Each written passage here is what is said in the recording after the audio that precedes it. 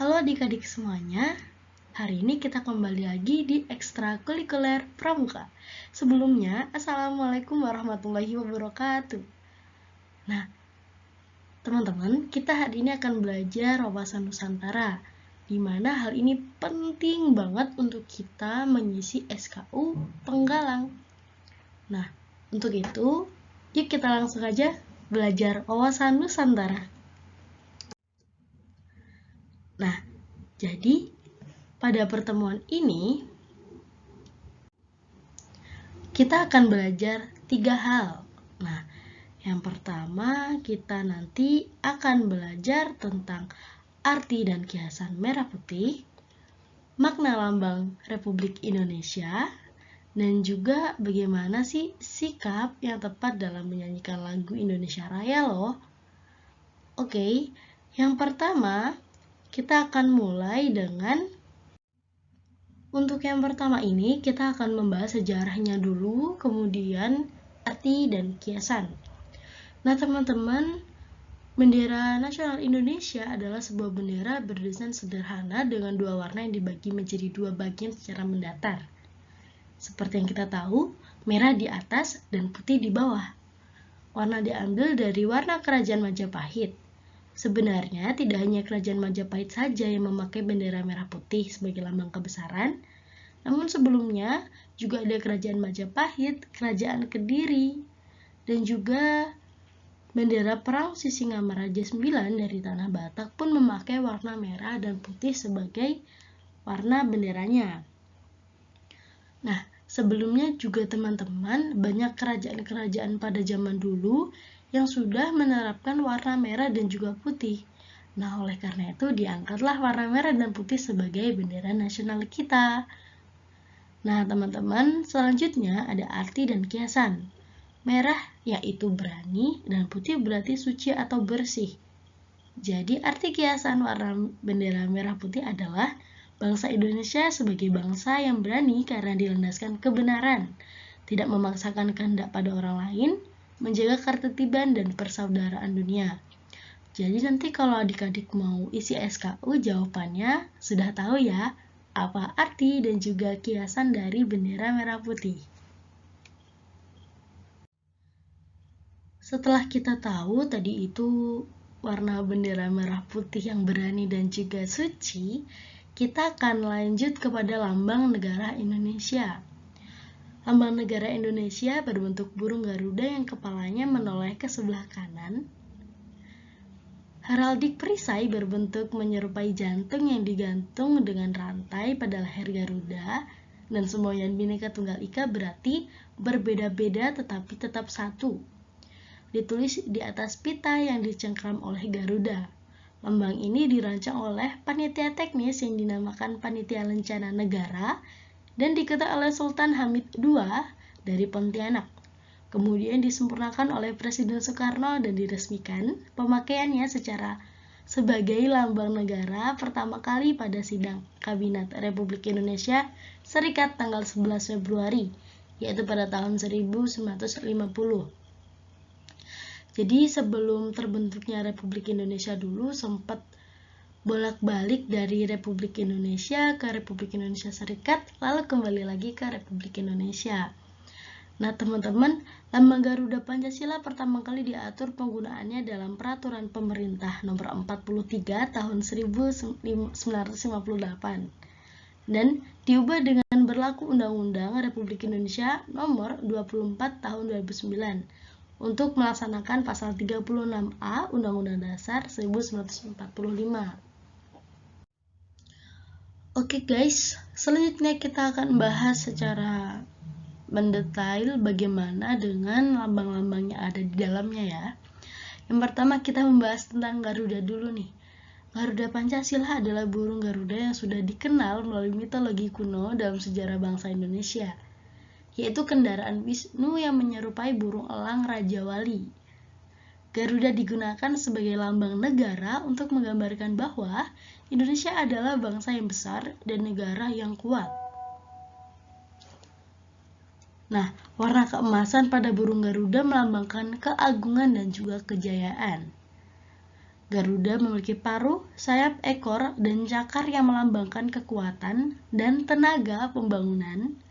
Selanjutnya, jumlah bulu Garuda Pancasila melambangkan Hari Proklamasi Kemerdekaan Indonesia pada tanggal 17 Agustus 1945, yaitu antara lain 17 helai bulu pada masing-masing sayap, 8 helai bulu pada ekor, 19 helai bulu di bawah perisai atau pada pangkal ekor, dan terakhir 45 helai di bulu leher.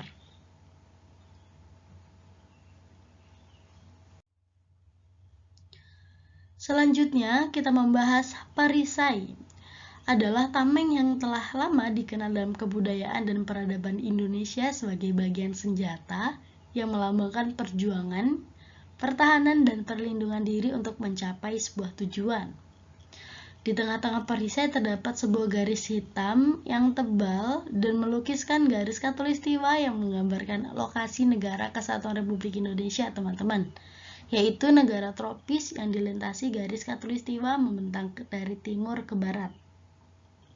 Selanjutnya, warna dasar pada ruang perisai adalah warna bendera kebangsaan Indonesia, yaitu merah dan juga putih, sedangkan pada bagian tengah berwarna dasar hitam. Nah, selanjutnya pada perisai terdapat 5 buah ruang yang mewujudkan dasar-dasar Pancasila. Pengaturan lambang pada ruang perisai adalah sebagai berikut. Yang pertama, sila pertama ketuhanan yang Maha Esa dilambangkan dengan cahaya di bagian tengah perisai berbentuk bintang yang bersudut 5 berlatar hitam.